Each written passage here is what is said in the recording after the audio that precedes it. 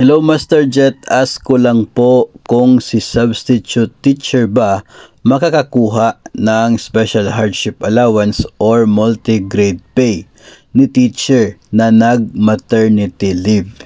So, ang nangyari, yung teacher na eligible for a hardship allowance ay on maternity leave. So, itong kanyang substitute teacher ay mayroon bang matatanggap na hardship allowance sa pagiging sub-teacher?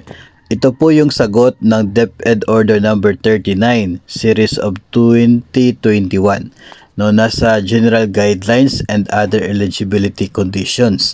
So dito po sa pinakababa, the qualified, sa number 1 po ito, the qualified teachers may either be resident or transient, having permanent or provisional or substitute or temporary appointment. So, ibig sabihin, kahit ikaw ay isang substitute teacher, kung doon ka na naka-assign sa isang paaralan na eligible for hardship allowance, then you are eligible din, no?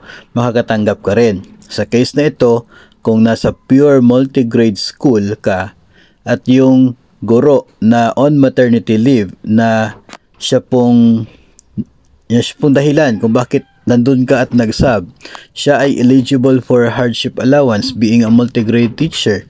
Ngayon, pumalit ka sa kanya as a substitute teacher, tapos multigrade pa rin yung hinahandle mo kasi pure multigrade yung paaralan na yon, then you are eligible for the hardship allowance kahit hindi ka pa permanent in appointment, no, hindi pa permanent yung inyong status kahit ikaw ay substitute teacher pa. No, again, ito po ay nasa DepEd Order number 39 Series of 2021.